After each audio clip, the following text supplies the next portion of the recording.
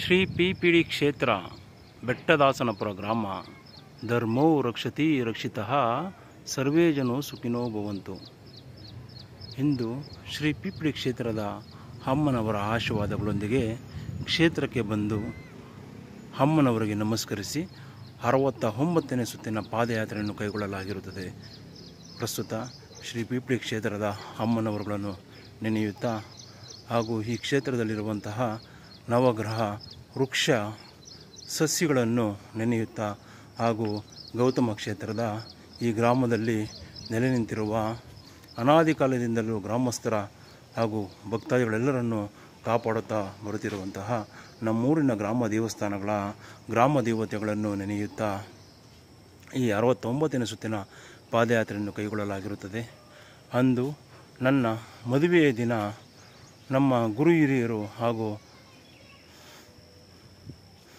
ಸಂಬಂಧಿಕರು ಕೆಲವೊಂದು ವಿಚಾರಗಳಲ್ಲಿ ಪ್ರತಿಷ್ಠೆಗೆ ಒಳಗಾಗಿ ಅಂದು ನನ್ನ ಮದುವೆಗೆ ಗರಿಷ್ಠ ಮಟ್ಟದ ಹಣವನ್ನು ಮದುವೆ ಸಮಾರಂಭಕ್ಕೆ ವ್ಯಯ ಮಾಡುತ್ತಾರೆ. ತದನಂತರ ನನ್ನ ಮದುವೆಯ ನಂತರ ನನ್ನ ಖರ್ಚು ವೆಚ್ಚಕ್ಕೆ ನನ್ನಲ್ಲಿ ಸಾಕಷ್ಟು ಹಣದ ಕೊರತೆ ಉಂಟಾಗುತ್ತದೆ. ಪ್ರಸ್ತುತ ಅಂದು ನನ್ನ ಚಿಕ್ಕಪ್ಪನ ಮಗನ ದೊಡ್ಡಪ್ಪನವರ ಮಗರು ನಮಗೆ ಆ ಕಾಲಕ್ಕೆ ಸ್ವಲ್ಪ ಹಣ ಸಹಾಯವನ್ನು ಮಾಡಿ ದುಂದು ವೆಚ್ಚ ಹಾಗೂ ನಮ್ಮ ಶಕ್ತಿ ಮೀರಿ ಮಾಡಿದಂತಹ ಸಮಾರಂಭಗಳಿಗೆ ಖರ್ಚು ಮಾಡಿದಂತಹ ಹಣದ ಮೌಲ್ಯವು ನನಗೆ ಅರ್ಥವಾಗುತ್ತದೆ. ನನಗೆ ನನ್ನ ಜ್ಞಾನಾರ್ಜನೆಗೆ ಬಂದಂತಹ ಈ ಹಣದ ವ್ಯಯದ ಮೌಲ್ಯವನ್ನು ನಮ್ಮ ರಕ್ತ ಸಂಬಂಧಿಕರು ಅಥವಾ ನನ್ನ ಕುಟುಂಬದವರು ಸ್ವಪ್ರತಿಷ್ಠೆಯ ಕಾರಣಕ್ಕಾಗಿ ಬಹಳ ಕಷ್ಟಪಟ್ಟು ಮದುವೆಯ ಸಮಾರಂಭವನ್ನು ಬಹಳ ಇಷ್ಟಪಟ್ಟು ನೆರವೇರಿಸುತ್ತಾರೆ. ಆದರೆ ಸಾಕಷ್ಟು ಹಣವು ಖರ್ಚಾಗಿರುತ್ತದೆ. ನಾನು ಅಂದು ಯೋಚಿಸುತ್ತೇನೆ, ಈ ಮದುವೆಯ ಸುಸಂದರ್ಭಗಳಲ್ಲಿ ಯಾರೂ ಸಹ ಪ್ರತಿಷ್ಠೆಗೆ ಒಳಗಾಗಿಯೋ ಅಥವಾ ಇನ್ಯಾವುದೋ ಒಂದು ಇತಿಹಾಸದ ಘಟನೆಗಳಿಗೆ ಸಾಕ್ಷಿಯಾಗಿಯೋ ಮದುವೆ ಸಮಾರಂಭಗಳಿಗೆ ಸಾಕಷ್ಟು ಹಣವನ್ನು ವ್ಯರ್ಥ ಮಾಡುತ್ತಾರಲ್ಲ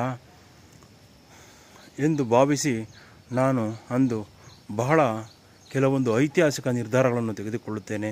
ತದನಂತರ ನಾನು ಉಳುಮಾವು ಪೊಲೀಸ್ ಠಾಣೆಯಲ್ಲಿ ಕರ್ತವ್ಯ ನಿರ್ವಹಿಸುತ್ತಿರುವಾಗ ನನ್ನ ಕಣ್ಣು ಮುಂದೆ ನಡೆದಂತಹ ಒಂದು ಮನ ಕಲುಕುವ ಘಟನೆ. ಒಂದು ಹೆಣ್ಣು ಮಗಳು, ಒಂದು ಗಂಡ ಹೆಂಡತಿ ಉಳುಮಾವು ಪೊಲೀಸ್ ಠಾಣಾ ವ್ಯಾಪ್ತಿಯಲ್ಲಿ ವಾಸವಾಗಿರುತ್ತಾರೆ. ಅವರಿಗೆ ಒಂದು ಹಿರಿಯ ಮಗಳು ಹೆಣ್ಣು, ಕಿರಿಯ ಮಗ ಗಂಡು ಇರುತ್ತಾನೆ. ಆ ಹಿರಿಯ ಮಗಳಿಗೆ ಅತ್ಯುತ್ತಮವಾದ ವರ ಗಂಡಿನ ಕಡೆಯವರು ಬರುತ್ತಾರೆ. ಆತ ಒಬ್ಬ ಸಾಫ್ಟ್ವೇರ್ ಇಂಜಿನಿಯರ್ ಎಂದು ತಿಳಿದು ಆ ಕುಟುಂಬದವರು, ಆ ತಾಯಿ ತನ್ನ ಮಗಳಿಗೆ ಭಾಳ ಅಚ್ಚುಕಟ್ಟಾಗಿ ಮದುವೆ ಮಾಡಬೇಕು, ಯಾವುದೇ ರೀತಿಯ ಕುಂದುಕೊರತೆ ಬರಬಾರದು ಎಂದು ಯೋಚಿಸಿ ತಮಗೆ ಭವಿಷ್ಯಕ್ಕೆ ಇದ್ದಂತಹ ಒಂದು ಮನೆಯನ್ನು ಮಾರಾಟ ಮಾಡಿ ತನ್ನ ಮಗಳ ಮದುವೆಯನ್ನು ಮಾಡುತ್ತಾರೆ. ಆದರೆ ಮದುವೆಗೆಂದು ಇಷ್ಟೊಂದು ಹಣವನ್ನು ಖರ್ಚು ಮಾಡುವುದು ಬೇಡ ಎಂದು ಆಕೆಯ ಗಂಡ ಎಷ್ಟು ಹೇಳಿದರೂ ಸಹ ಹೊಸ ಸಂಬಂಧ ಆಗಿರುವುದರಿಂದ ಮದುವೆಗೆ ಅವರ ಇಚ್ಛೆಯಂತೆಯೇ ಮದುವೆ ಮಾಡಿಕೊಳ್ಳಬೇಕು. ಆ ಹೆಣ್ಣು ಮಗಳ ಭವಿಷ್ಯದ ದಿನಗಳು ಚೆನ್ನಾಗಿರಬೇಕೆಂದರೆ ನಾವು ಅವರ ಇಚ್ಛೆಯಂತೆ, ಅವರ ಮನಸ್ಸಿನ ಇಚ್ಛೆಯಂತೆಯೇ ಮದುವೆ ಮಾಡಿಕೊಡಬೇಕೆಂದು ತೀರ್ಮಾನಿಸಿ ಅವರಿಗೆ ಭವಿಷ್ಯದ ಬುನಾದಿಗೆ ಇದ್ದಂತಹ ಒಂದು ಮನೆಯನ್ನು ಮಾರಾಟ ಮಾಡಿ ಮದುವೆ ಮಾಡಿಕೊಡುತ್ತಾರೆ. ತದನಂತರ ಈ ಒಂದು ಮದುವೆಯ ನಂತರ ಆಕೆಯ ಗಂಡ ಆಕೆಯನ್ನು ಬಿಟ್ಟು ಹೊರಟು ಹೋಗುತ್ತಾರೆ. ಅಂದು ಆಕೆಯು ತನ್ನ ಮಗಳು ಒಂದು ಉತ್ತಮವಾದ ಹಾಗೂ ಸುಸಂಸ್ಕೃತ ಮನೆಗೆ ಸೇರಿದಾಳೆ, ನಾವು ಕಷ್ಟಪಟ್ಟರೆ ನಮಗೇನು ಸಮಸ್ಯೆ ಇಲ್ಲ ಎಂದು ಮಗನನ್ನು ಕರೆದುಕೊಂಡು ಬಂದು ಉಳುಮಾವು ಪೊಲೀಸ್ ಠಾಣಾ ವ್ಯಾಪ್ತಿಯಲ್ಲಿ ವಾಸವಿದ್ದು ಆಕೆ ಮನೆ ಕೆಲಸಕ್ಕೆ ಹೋಗುತ್ತಿರುತ್ತಾಳೆ. ಮಗನನ್ನು PUC ವ್ಯಾಸಂಗ ಮಾಡುತ್ತಿರುತ್ತಾರೆ. ಆದರೆ ಒಂದು ದಿನ ಆಕೆ ಕೆಲಸ ಮುಗಿಸಿಕೊಂಡು ಒಮ್ಮದೇನಹಳ್ಳಿ ರಸ್ತೆಯಲ್ಲಿ ಬರುತ್ತಿರುವಾಗ ಆಕೆಯ ಒಂದು ಚಿನ್ನದ ಸರವು ಕಳ್ಳತನವಾಗುತ್ತದೆ. ಆದರೆ ಅಂದು ಆಕೆಯು ಠಾಣೆಗೆ ಬಂದು ಆಕೆಯು ಸುರಿಸಿದಂತಹ ಕಣ್ಣೀರಿನ ಹನಿ ಎಂಥವರಿಗೂ ಸಹ ಮನ ಕಲುಕುವಂತಿತ್ತು. ಚಿನ್ನವು ಕಳ್ಳತನವಾದರೆ ನಾವು ಪತ್ತೆ ಮಾಡಿ ಕೊಡುತ್ತೇವೆ, ಆದರೆ ತಮ್ಮ ಕಣ್ಣೀರಿನ ಹನಿ, ಈ ದುಃಖದ ಛಾಯೆ ಏಕೆಂದು ಕೇಳಿದಾಗ ಆಕೆ ಹೇಳುತ್ತಾಳೆ, ತನ್ನ ಕುಟುಂಬದಲ್ಲಿ ತನ್ನ ಮಗಳಿಗೆ ಅತ್ಯುತ್ತಮವಾದ ವರ ಸಿಕ್ಕಿದನೆಂದು ಇದ್ದಂತಹ ಮನೆಯನ್ನು ಮಾರಾಟ ಮಾಡಿರುತ್ತೇವೆ. ಹಾಗೂ ಇಂದು ತನ್ನ ಗಂಡನೂ ಸಹ ತನ್ನನ್ನು ಬಿಟ್ಟು ಹೊರಟು ಹೋಗಿರುತ್ತಾನೆ. ಆದರೆ ನನ್ನ ಮಗನ ವಿದ್ಯಾಭ್ಯಾಸಕ್ಕೆಂದು ನಾನು ಮನೆ ಕೆಲಸ ಮಾಡಿಕೊಂಡು ನಾನೊಬ್ಬಳೇ ಏಕಾಂಗಿಯಾಗಿ ನನ್ನ ಮಗನನ್ನು ಸಾಕುತ್ತಿರುತ್ತೇನೆ. ಆದರೆ ಇಂದು ನನ್ನ ಕತ್ತಿನಲ್ಲಿದ್ದ ಮಾಂಗಲ್ಯ ಸರವೂ ಸಹ ಕಳ್ಳತನವಾಗಿರುತ್ತದೆ ಎಂದು ಬಹಳ ನೋವಿನಿಂದ, ಬಹಳ ದುಃಖದಿಂದ ಅಳುತ್ತಾ ಹೇಳುತ್ತಾಳೆ. ಅಂದು ಆ ಘಟನೆ ನೆನೆದು ನನಗೆ ಬಹಳ ನೋವಾಗುತ್ತದೆ. ಏಕೆಂದರೆ ಯಾರೂ ಸಹ ತಮ್ಮ ಶಕ್ತಿ ಮೀರಿ ಮಾಡಿದಂತಹ ಮದುವೆ ಸಮಾರಂಭಗಳಿಂದ ಭವಿಷ್ಯದ ದಿನಗಳ ಬಗ್ಗೆ ಯೋಚನೆಯೂ ಸಹ ಮಾಡದೆ ಸಮಾರಂಭಗಳನ್ನು ಮಾಡಿ ಮುಗಿಸುತ್ತಾರೆ. ತದನಂತರದ ಜೀವನದ ಬಗ್ಗೆ ಯೋಚಿಸಿದರೆ ಬಹಳ ನೋವಾಗುತ್ತದೆ. ಅಂದು ನಾವು ಆಕೆಗೆ ನಮ್ಮ ಕೈಲಾದಷ್ಟು ಮಟ್ಟಿಗೆ ನಾವು ಈ ಪ್ರಕರಣವನ್ನು ಪತ್ತೆ ಮಾಡಿ ಕೊಟ್ಟೇ ಕೊಡುತ್ತೇವೆ, ದಯಮಾಡಿ ನೀವು ಅಳುವುದು ಬೇಡ ಎಂದು ಹೇಳಿ ಆಕೆಗೆ ಮನಸ್ಸಿಗೆ ಶಾಂತಿ ಮತ್ತು ನೆಮ್ಮದಿಯನ್ನು ತುಂಬಿ ಅಲ್ಲಿಂದ ಅವರನ್ನು ಕಳಿಸಿಕೊಡುತ್ತೇವೆ. ಯಾರೂ ಸಹ ಅಂದು ನಾನು ನಿರ್ಧಾರ ಮಾಡುತ್ತೇನೆ, ನನ್ನ ವೈಯಕ್ತಿಕ ಜೀವನದ ಒಂದು ಘಟನೆ ಈ ರೀತಿಯಾದರೆ ನಾನು ಇಲಾಖೆಯಲ್ಲಿ ಕಂಡಂತಹ ಸಾಕಷ್ಟು ಕುಟುಂಬದವರ, ಸಾರ್ವಜನಿಕರ ಬದುಕಿನ ಕಥೆಗಳು ಇದೇ ರೀತಿ ಆಗಿದವಲ್ಲ ಎಂದು ತಿಳಿದು ನಾನು ಅಂದು ನಿರ್ಧಾರ ಮಾಡುತ್ತೇನೆ. ನಾನು ಪಟ್ಟಂತಹ ಕಷ್ಟಗಳು ಹಾಗೂ ನನ್ನ ಪೊಲೀಸ್ ಇಲಾಖೆಯ ವೃತ್ತಿ ಜೀವನದಲ್ಲಿ ನಾನು ನೋಡಿದಂತಹ ಈ ರೀತಿಯ ಕರುಣಾಜನಕ ಕಥೆಗಳಿಗೆ ನನ್ನ ಕೈಲಾದಷ್ಟು ಮಟ್ಟಿಗಾದರೂ ನಾವು ಇತಿಶ್ರೀ ಆಡಬೇಕು, ಮುಕ್ತಾಯ ಮಾಡಬೇಕು. ಪ್ರತಿಯೊಬ್ಬರಿಗೂ ಎಲ್ಲರಿಗೂ ಸಹ ಸರ್ಕಾರದ ಕೆಲಸ ಹಾಗೂ ಅತ್ಯುತ್ತಮವಾದ ಜೀವನ ಸಿಗುವುದಿಲ್ಲ. ಆದರೆ ಅವರ ಕನಸಿನಿಚ್ಛೆಯಂತೆಯೇ ಹಾಗೂ ಅವರ ಮನಸ್ಸಿನಿಚ್ಛೆಯಂತೆಯೇ ಅವರ ಕುಟುಂಬದ ಕಾರ್ಯಕ್ರಮಗಳನ್ನು ಅತ್ಯುತ್ತಮವಾಗಿ ಹಾಗೂ ವಿಜೃಂಭಣೆಯಿಂದ ಮಾಡಿಕೊಳ್ಳಲು ಒಂದು ಸ್ಥಳಾವಕಾಶವನ್ನು ನಿರ್ಮಿಸಬೇಕೆಂದು ನಿರ್ಧರಿಸಿ ಅಂದಿನಿಂದ ನಾನು ನನ್ನ ಕೈಲಾದಷ್ಟು ಮಟ್ಟಿಗೆ ನನ್ನ ಸಂಬಳವನ್ನು ಸಹ ಲೆಕ್ಕಿಸದೆ, ಕುಟುಂಬದ ಭವಿಷ್ಯದ ಬುನಾದಿಗೂ ಸಹ ಪರಿಗಣಿಸದೆ ಈ ಕ್ಷೇತ್ರದಲ್ಲಿ ನಮ್ಮೂರಿನ ಗ್ರಾಮಸ್ಥರು ಪ್ರತ್ಯಕ್ಷ ಮತ್ತು ಪರೋಕ್ಷದ ಸಹಕಾರದಿಂದಾಗಿ ನಾನು ಈ ಒಂದು ಕ್ಷೇತ್ರದಲ್ಲಿ ಅತ್ಯುತ್ತಮವಾಗಿ ನನ್ನ ಜ್ಞಾನಾರ್ಜನೆಯಂತೆ ಕೆಲಸ ಕಾರ್ಯಗಳನ್ನು ಮಾಡಿಕೊಂಡು ಬಂದಿರುತ್ತೇನೆ. ನನ್ನ ಬದುಕಿನ ಜೀವನದಲ್ಲಿ ನಡೆದಂತಹ ಈ ಎರಡು ಘಟನೆಗಳಿಂದಾಗಿ ನಾನು ಅಂದೇ ನಿರ್ಧಾರ ಮಾಡಿ ಈ ಒಂದು ನಾಮಫಲಕವನ್ನು ನಾನೇ ಸ್ವತಃ ನನ್ನ ಅನುಭವದ ಜ್ಞಾನಾರ್ಜನೆಯಂತೆ ಮಾಡಿಸಿ ತಂದು ಈ ಕ್ಷೇತ್ರದಲ್ಲಿ ದಾಖಲಿಸಿರುತ್ತೇನೆ.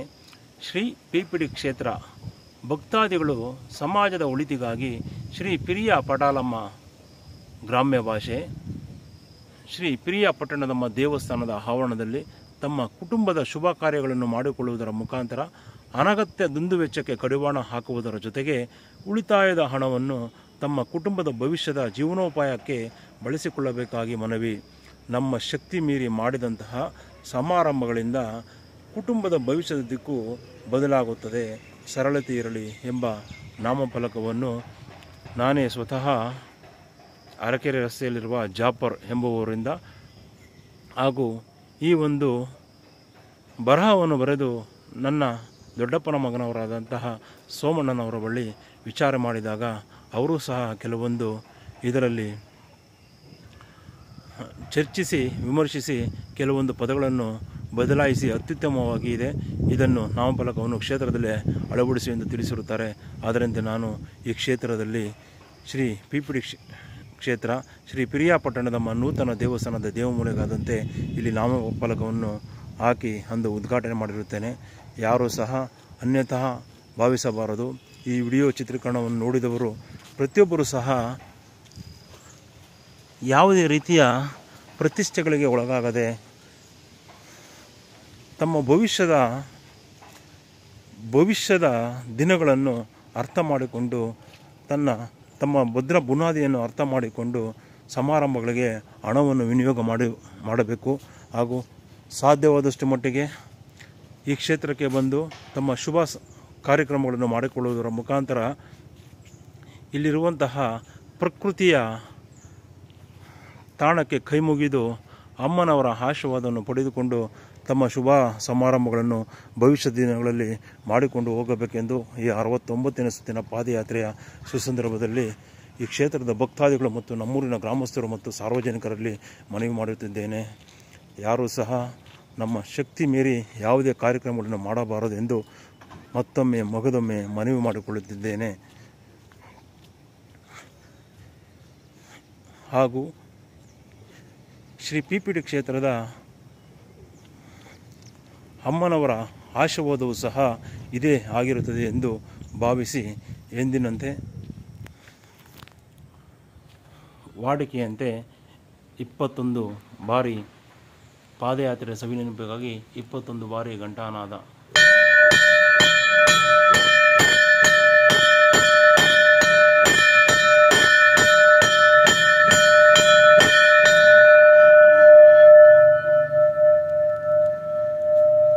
ಅಮ್ಮ ತಾಯಿ, ನಾನು ಹೇಳುವ ನುಡಿಯು ಸ್ವಲ್ಪ ಹಿಂದೆ ಮುಂದೆ ಏರುಪೇರಾಗಿರಬಹುದು. ಆದರೆ ನನ್ನ ಮನಸ್ಸಿನಲ್ಲಾದಂತಹ ಆದಂತಹ ಪರಿವರ್ತನೆಗಳಿಗೆ ಅಂದಿನಿಂದ ಹಿಂದಿನವರೆಗೂ ಸಹ ಅಮ್ಮನವರ ಆಶೀರ್ವಾದವನ್ನು ಪಡೆದುಕೊಂಡು ಈ ಕ್ಷೇತ್ರದಲ್ಲಿ ಭಕ್ತಾದಿಗಳು ಮತ್ತು ಸಾರ್ವಜನಿಕರು ತಮ್ಮ ಶುಭ ಕಾರ್ಯಕ್ರಮಗಳನ್ನು ಮಾಡಿಕೊಳ್ಳಲಿ ಹಾಗೂ ಭವಿಷ್ಯದ ತಲೆಮಾರಿಗೆ ಇದು ಒಂದು ವಿಶೇಷವಾದ ಒಂದು ಸ್ಥಳವಾಗಲಿ ಎಂದು ನೆನೆಯುತ್ತಾ ಅಂದಿನಿಂದ ಇಂದಿನವರೆಗೂ ನನ್ನ ಸಂಬಳವನ್ನು ಲೆಕ್ಕಿಸದೆ ಅಮ್ಮನವರಿಗೆ